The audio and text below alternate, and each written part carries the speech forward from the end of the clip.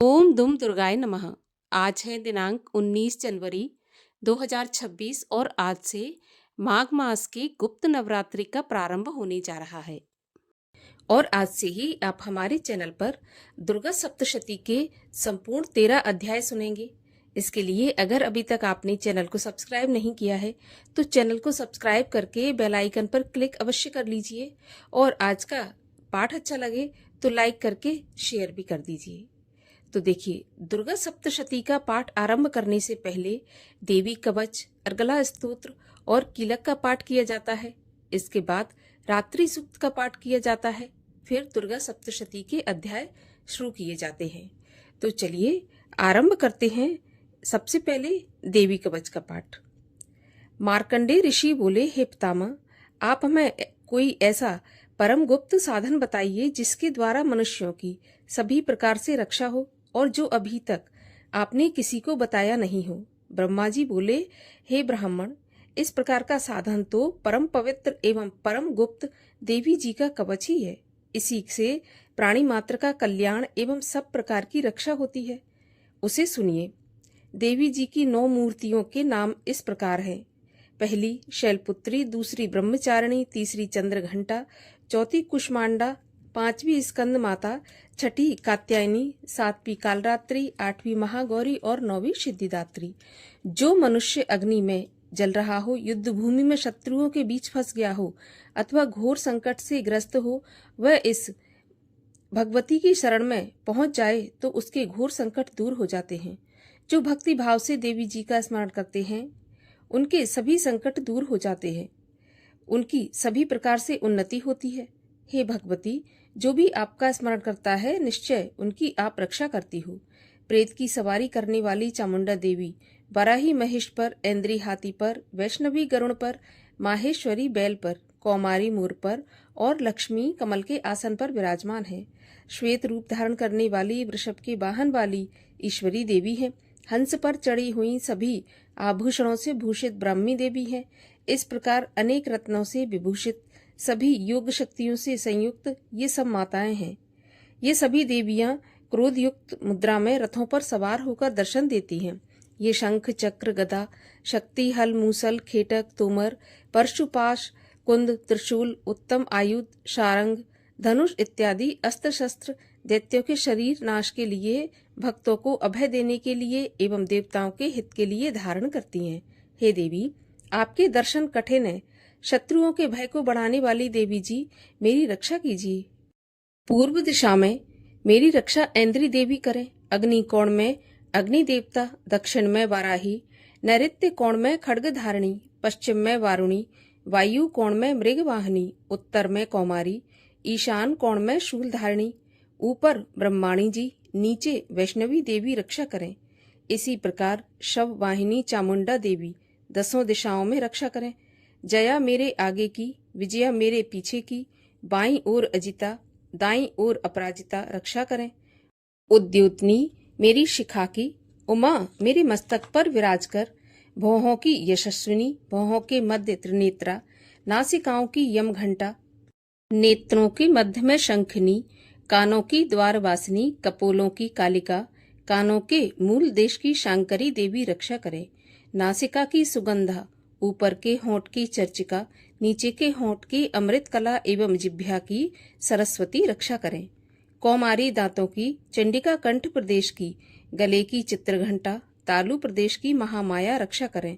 चिम्बुक की कामाक्षी, वाणी की सर्वमंगला, ग्रीवा की भद्रकाली, पृष्ठ अस्थियों की धनुर्धरी रक्षा करें।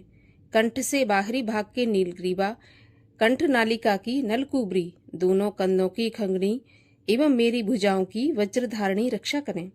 दोनों हाथों की दंडनी, उंगलियों की अंबिका, नाखूनों की शूलेश्वरी, कुक्ष की कुलेश्वरी रक्षा करें। हृदय की ललिता देवी, उदर की शूल धारिणी रक्षा करें। स्तनों की मद देवी, मन की शोक विनाशनी, नाभि की कामनी, गुप्त इंद्रिय की गुहेश्वरी, लिंग की पूतकामिनी, गुदा की महिषवाहिनी रक्षा करें। कटी की भगवती, घुटनों की विंध्यवासिनी, जंघाओं की महाबली देवी रक्षा करें। गुल्फों की नारसिंगी, पांव के तलुओं की तेजसी, उंगलियों की श्रीधरी देवी और तलुओं की पर्वतवासिनी रक्षा करें, नाखूनों की दंष्टा कराली, केशों की ऊर्ध्व केशनी, रोम छिद्रों की कौमारी और त्वचा की बागीश्वरी रक्षा करें। रक्त, मज्जा, वसा, मांस, अस्थियों एवं मेदे की पार्वती, अंतड़ियों की कालरात्रि, पित्त की मुकुटेश्वरी रक्षा करें। पद्मकोश की पद्मावती, कफ की चूड़ामणि, नाखूनों के तेज की ज्वालामुखी, सभी संधियों की अभेद्या रक्षा करें। हे ब्रह्माणी, आप मेरे वीर की रक्षा करें, छाया की छत्रेश्वरी और मन, बुद्धि, अहंकार की धर्मधारिणी रक्षा करें। प्राणों की कल्याण शोभना और शब्द, स्पर्श, रूप, रस, गंध, इन 5 इंद्रियों की योगिनी सत्व, रज, तम की नारायणी देवी सदा रक्षा करें। आयु की वाराही, धर्म की वैष्णवी, यश एवं कीर्ति की लक्ष्मी तथा धन विद्या की चक्रणी रक्षा करें। इंद्राणी मेरे गोत्र की, चंडिका मेरे पशुओं की, महालक्ष्मी मेरे पुत्रों की, भैरवी भार्या की रक्षा करें। मेरे पथ की सुपथा, मार्ग की क्षेमकारी, राजा के दरबार में महालक्ष्मी एवं सभी दिशाओं में स्थिर होकर विजया मेरी रक्षा करें। और जो भी स्थान कवच में नहीं आए और जो आरक्षित हैं, उन स्थानों की पापनाशनी जयंती देवी रक्षा करें। मनुष्य यदि अपना मंगल चाहता है तो एक कदम भी बिना कवच के नहीं जाए। कवच से नित्य रक्षित मनुष्य जहाँ जहाँ भी जाता है, वहीं से उसे धन का लाभ तथा सभी कामनाओं की सिद्धि प्राप्त होती है। पृथ्वी पर उस पुरुष को ऐश्वर्य एवं अतुल संपत्ति प्राप्त होती है। वह मनुष्य निर्भय हो जाता है। युद्ध भूमि में कोई भी उसे नहीं जीत सकता। त्रिलोक भर में पूजा जाता है। यह देवी कवच देवताओं को भी दुर्लभ है। इसको अत्यंत श्रद्धा के साथ सावधान होकर जो तीनों संध्याओं में नित्य पढ़ लेता है, उसे देवी कला प्राप्त होती है। कोई भी उसे तीनों लोकों में पराजित नहीं कर सकता। उसे अकाल मृत्यु नहीं आती। वह 100 वर्ष से भी अधिक आयु पाता है। ये कवच उसका तेज, यश और कीर्ति बढ़ा देता है।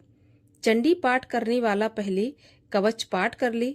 जब तक पर्वत, वन काननों से युक्त यह पृथ्वी टिकी रहती है, तब तक ऐसे पुरुष की संतति होने पर महामाया की कृपा से देव दुर्लभ परम स्थान की प्राप्ति होती है। कवच का पाठ करने वाला सुंदर रूप को पाकर सदा शिव के साथ आनंद प्राप्त करता है। अर्गला स्तोत्र। श्री मार्कंडी जी बोले, जयंती, मंगला, काली, भद्रकाली, कपालिनी, दुर्गा, क्षमा, शिवा, धात्री, स्वाहा, स्वधा आदि देवियों को मेरा नमस्कार हो। हे चामुंडी देवी, समस्त प्राणियों के दुख निवारण करने वाली आपकी जय हो। सर्वव्यापक देवी कालरात्रि आपकी जय हो। मधु तथा कैटभ दैत्यों का दलन करने वाली, ब्रह्मा जी को वर देने वाली आपको नमस्कार हो। हे देवी, आप मुझे सुंदर रूप दो, जय दो, यश दो तथा क्रोध आदि शत्रुओं का नाश करो। महिषासुर का नाश करने वाली भक्तों की सुखदाता देवी जी को नमस्कार हो। मुझे रूप दो, जय दो, यश दो, शत्रुओं का नाश करो। हे रक्त बीज का वध करने वाली देवी और चंड मुंड असुरों का विनाश करने वाली माता, मुझे सुंदर रूप दो, जय दो, यश दो, शत्रुओं का वध करो। हे पापनाशक चंडिके, जो सर्वदा भक्ति पूर्वक आपके चरणों में मस्तक झुकाते हैं, उन्हें रूप दो, जय दो, यश दो, शत्रुओं का नाश करो। सभी व्याधियों का नाश करने वाली चंडिके, जो आपकी भक्ति पूर्वक स्तुति करते हैं, उन्हें रूप दो, जय दो, यश दो, शत्रुओं का नाश करो। हे देवी जी, आप मुझे सौभाग्य, आरोग्य और परम सुख दो। रूप दो, जय दो, शत्रुओं का विध्वंस करो। मेरा कल्याण कीजिए और उत्तम धन संपत्ति दीजिए। रूप दो, जय दो, यश दो, शत्रुओं का नाश करो। हे माता, आपके चरणों पर देवता और दैत्य दोनों ही अपने मुकुट की मणियां घिसते हैं। हे मातेश्वरी, अपने भक्त को विद्यावान, यशवान, लक्ष्मीवान करो। बड़े बड़े अभिमानी दैत्यों के अभिमान चूर्ण करने वाली चंडिके, मैं आपको प्रणाम करता हूँ। हे 4 भुजाओं वाली माता, चतुर्मुख ब्रह्मा जी आपकी स्तुति करते हैं। हे परमेश्वरी, रूप दो, जय दो, यश दो, बैरियों का विध्वंस करो। श्री पार्वती के पति महादेव जी से स्तुत्य हे परमेश्वरी, रूप दो, जय दो, यश दो, शत्रुओं का नाश करो। हे देवी, आप तो कठोर भुजदंड रखने वाले दैत्यों का भी घमंड नाश कर देती हो। हे अंबिके, आप अपने भक्तों के लिए अपार आनंद की वृद्धि करती हो। मुझे रूप दो, जय दो, यश दो, शत्रुओं का नाश करो। हे मातेश्वरी जी, आप मुझे वह पत्नी प्रदान करो जो मेरी इच्छाओं के अनुकूल हो और इस भयानक संसार रूपी समुद्र से मुझे तारने वाली हो। उत्तम कुल में उत्पन्न हो जो पुरुष इस स्तोत्र का पाठ करके महास्तोत्र कीलक का पाठ करता है, वह सप्तशती के पाठ जप से मिलने वाले वर एवं श्रेष्ठ संपदा के फल को प्राप्त कर लेता है। श्री कीलक स्तोत्र। ओम। मैं उन भगवान सदाशिव को नमस्कार करता हूँ जिनके दिव्य 3 नेत्र हैं, जिनका शरीर विशुद्ध ज्ञान स्वरूप है, जो मोक्ष प्राप्ति के कारण है, अर्धचंद्रमा जिनके मस्तक पर शोभायमान है। श्री मार्कंडी जी बोले, मंत्रों के शाप एवं उत्कीलन आदि को समझकर पाठ करने वाला पुरुष मोक्ष पा लेता है, अतः इसका ज्ञान होना आवश्यक है। सब उच्चाटन आदि वस्तुएं इसी स्तोत्र के द्वारा करके सिद्ध होती हैं, और जो इस स्तोत्र का पाठ करके सप्तशती के पाठ मात्र से स्तुति करते हैं, उन्हें देवी जी सिद्ध हो जाती हैं। उच्चाटन आदि प्रयोगों से उन पुरुषों को मंत्र, औषधि आदि किसी अन्य साधन की आवश्यकता नहीं पड़ती। बिना जप के सभी उच्चाटन आदि सिद्ध हो जाते हैं। क्या समस्त उच्चाटन आदि इसी से सिद्ध हो जाते हैं? इस प्रकार की लोगों को शंका हुई। तब उस शंका के निवारण के लिए सदाशिव ने लोगों को बुलाकर आज्ञा दी। ये सब सिद्धियां देने वाला शुभ स्तोत्र है। इस चंडिका स्तोत्र को भगवान सदाशिव ने गुप्त कर दिया। इस स्तोत्र के पाठ द्वारा प्राप्त होने वाला पुण्य कभी समाप्त नहीं होता। साधक सभी प्रकार का क्षेम प्राप्त कर लेता है, इसमें कोई भी संशय नहीं है। कृष्ण पक्ष की चतुर्दशी अथवा अष्टमी के दिन एकाग्र होकर जो अपना सब कुछ भगवती के अर्पण करता है और फिर प्रसाद के रूप में ग्रहण कर लेता है, उस पर भगवती प्रसन्न होती हैं। इसी रूप के कीलक द्वारा महादेव ने इसे भी कीलन कर दिया। जो इसके द्वारा सप्तशती का निष्कीलन करके स्पष्ट होकर नित्य पाठ करता है, वह सिद्ध हो जाता है। देवी जी का गण एवं गंधर्व होता है। वह कहीं भी घूम रहा हो, उसे कोई भय नहीं होता, न उसकी अकाल मृत्यु होती है। देहांत होने पर वह मोक्ष पाता है। इसीलिए इस कीलक स्तोत्र को समझकर तथा उसका उत्कीलन करके पाठ करना उचित है। जो इस प्रकार नहीं करता, उसका नाश होता है। तभी तो बुद्धिमान इसे समझकर ही उत्कीलन से संपन्न स्तोत्र का पाठ आरंभ करते हैं। जो कुछ भी रमणियों में सौंदर्य, सौभाग्य आदि दिखाई देते हैं, ये सब के सब श्रीदेवी की कृपा के फल हैं। इसी कारण इस शुभ स्तोत्र का जप सदा करते रहना चाहिए। इस स्तोत्र के मंद स्वर में पाठ करने से थोड़ा फल मिलता है, उच्च स्वर में अधिक फल मिलता है। सभी सिद्धियां प्राप्त होती हैं, अतः उच्च स्वर से पाठ याद करें। जिस भगवती की कृपा द्वारा सौभाग्य, आरोग्य, संपत्तियां, शत्रुनाश तथा परम मोक्ष की प्राप्ति होती है, उस जगत की माता की स्तुति करनी चाहिए। रात्रि सूक्त। महातत्व आदि रूप व्यापक इंद्रियों से सब देशों में समस्त वस्तुओं को प्रकाशित करने वाली ये रात्रि रूपा देवी अपने उत्पन्न किए हुए जगत के जीवों के शुभ अशुभ कर्मों को विशेष रूप से देखती हैं और उनके अनुरूप फल की व्यवस्था करने के लिए समस्त विभूतियों को धारण करती हैं। ये देवी अमर हैं और संपूर्ण विश्व को, नीचे फैलने वाली लता आदि को तथा ऊपर बढ़ने वाले वृक्षों को भी व्याप्त करके स्थित हैं। इतना ही नहीं, ये ज्ञानमयी ज्योति से जीवों के अज्ञान अंधकार का नाश कर देती हैं। पराचित शक्ति रूप रात्रि देवी आकर अपनी बहन ब्रह्म विद्यामयी उषा देवी को प्रकट करती हैं, जिससे अविद्यामय अंधकार स्वतः नष्ट हो जाता है। वे रात्रि देवी इस समय मुझ पर प्रसन्न हो, जिनके आने पर हम लोग अपने घरों में सुख से सोते हैं, ठीक वैसे ही जैसे रात्रि के समय पक्षी वृक्षों पर बनाए हुए अपने घोंसलों में सुखपूर्वक शयन करते हैं। उस करुणामयी रात्रि देवी के अंक में संपूर्ण ग्रामवासी मनुष्य, पैरों से चलने वाले गाय, घोड़े आदि पशु, पंखों से उड़ने वाले पक्षी एवं पतंगे आदि, किसी प्रयोजन से यात्रा करने वाले पथिक और बाज आदि भी सुखपूर्वक सोते हैं। हे रात्रिमयी चित्त शक्ति, तुम कृपा करके वासनामयी वृक्की तथा पापमय वृक्क को हमसे अलग करो। काम आदि तस्कर समुदाय को भी दूर हटाओ। उसके बाद हमारे लिए सुखपूर्वक तरने योग्य हो जाओ। मोक्षदायिनी एवं कल्याणकारिणी बन जाओ। हे उषा, हे रात्रि की अधिष्ठात्री देवी, सब ओर फैला हुआ यह अज्ञानमय काला अंधकार मेरे निकट आ पहुंचा है। तुम इसे ऋण की भांति दूर करो। जैसे धन देकर अपने भक्तों के ऋण दूर करती हो, उसी प्रकार ज्ञान देकर इस अज्ञान को भी हटा दो। हे रात्रि देवी, तुम दूध देने वाली गऊ के समान हो। मैं तुम्हारे पास आकर स्तुति आदि से तुम्हें अपने अनुकूल करता हूँ। परम व्योम स्वरूप परमात्मा की पुत्री, तुम्हारी कृपा से मैं काम आदि शत्रुओं को जीत चुका हूँ। तुम स्तोम की भांति मेरे इस भविष्य को भी ग्रहण करो। महर्षि मार्कंडेय जी बोले, भगवान सूर्य के पुत्र सावर्णी की उत्पत्ति की कथा मैं तुमको विस्तार से कहता हूँ, सो ध्यान पूर्वक सुनिए। सूर्य की पत्नी छाया से उत्पन्न सावर्णी जगजननी महामाया की कृपा से जैसे जैसे मनवंतर के अधिपति बने, वह विशिष्ट कथा सुनिए। प्राचीन काल में स्वरोचिष मनवंतर के चैत्रवंशी राजा सुरथ समस्त पृथ्वी के चक्रवर्ती राजा हुए। वे प्रजा का अपने पुत्रों की भांति पालन करते थे। यवन राजाओं से राजा सुरथ की शत्रुता हो गई। दुष्ट दलन राजा सुरथ से उनका भयंकर युद्ध हुआ और थोड़ी सेना होने के कारण यवन राजाओं ने सुरथ को हरा दिया। उसके बाद राजा अपने नगर में आकर राज्य करने लगा, तो भी अन्य शत्रु राजाओं ने राजा सुरथ पर चढ़ाई कर दी और नगर में भी दुराचारी मंत्रियों ने राजा का कोष, सैन्य तथा समस्त वस्तुएं छीन ली।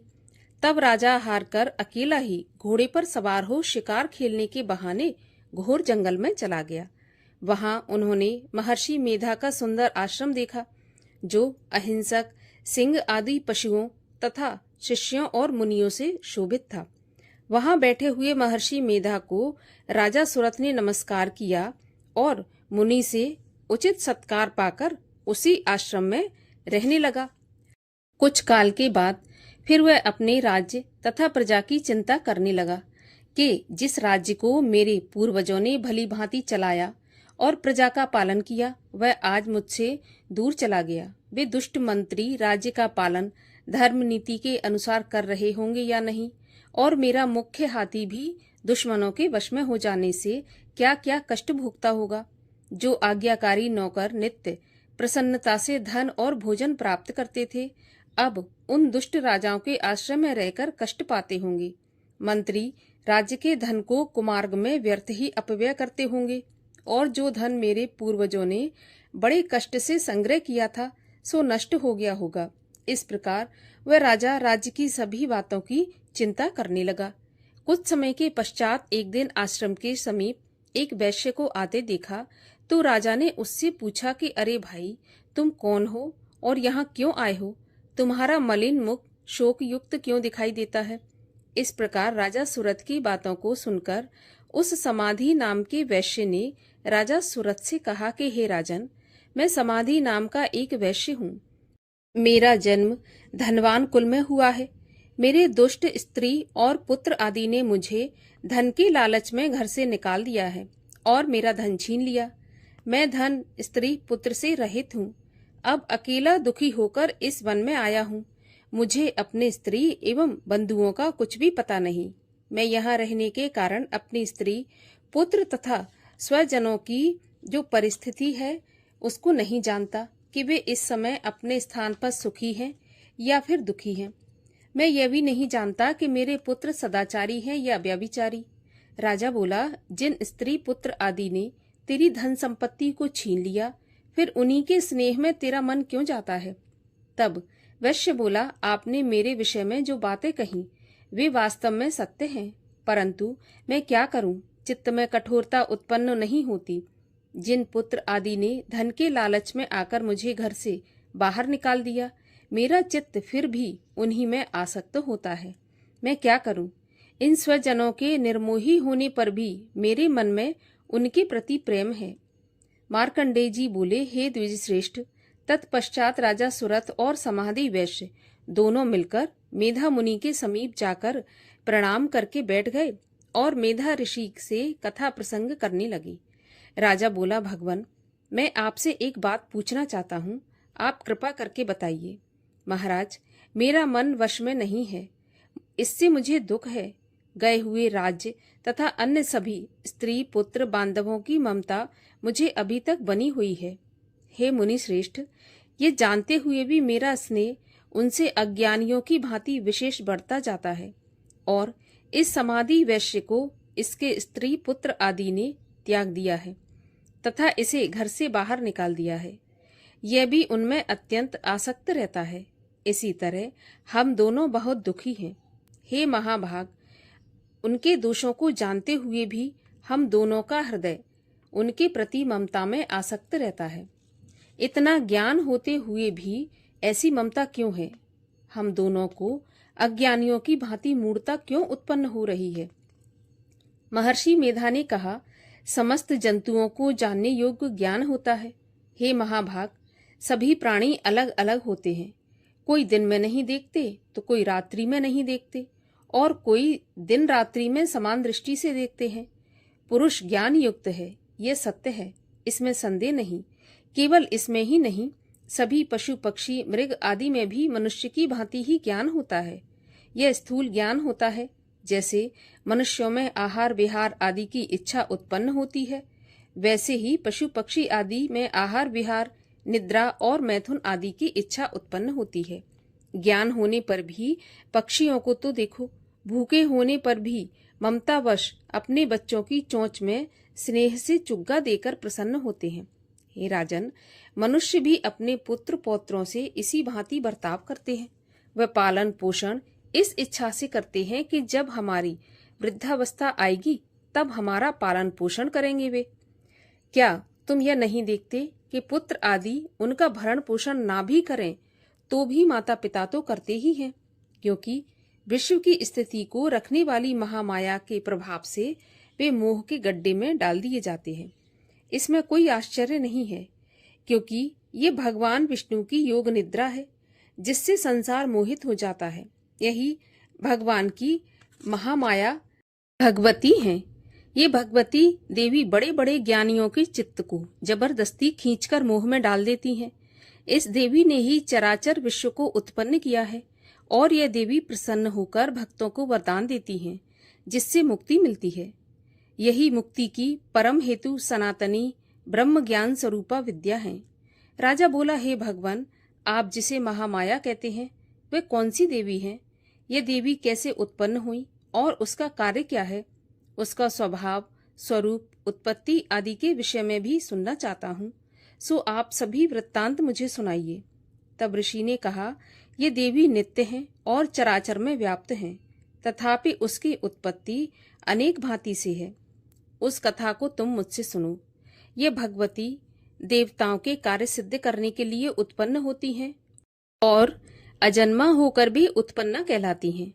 जब भगवान विष्णु संपूर्ण विश्व को त्याग कर अनंत में जल ही जल करके योग निद्रा में शेष शैया पर शयन कर रहे थे, उस समय विख्यात मधु और कैटव नाम के दो घोर असुर भगवान विष्णु के कान की मैल से पैदा होकर ब्रह्मा जी को मारने के लिए तैयार हुए।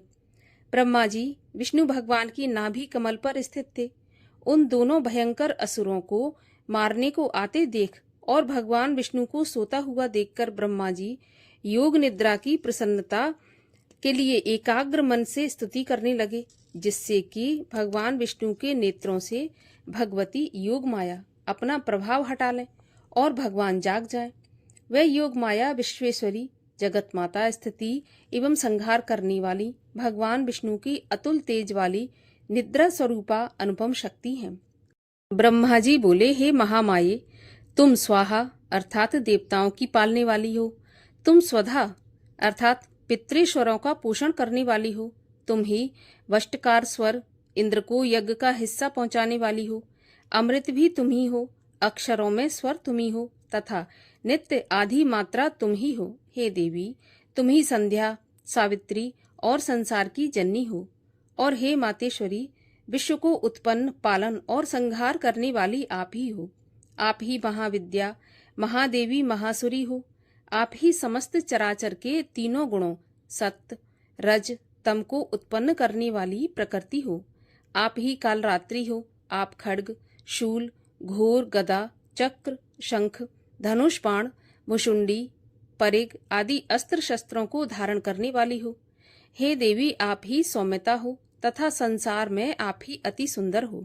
पर तथा अपरों में श्रेष्ठ आप ही परमेश्वरी हो।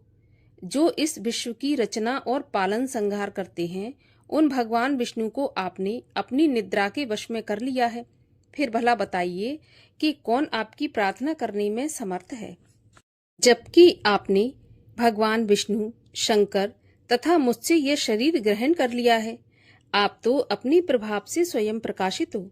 मधु और केटब नाम के इन महादुष्टों को आप मोह लीजिए और विश्वपति भगवान विष्णु को जगाइए।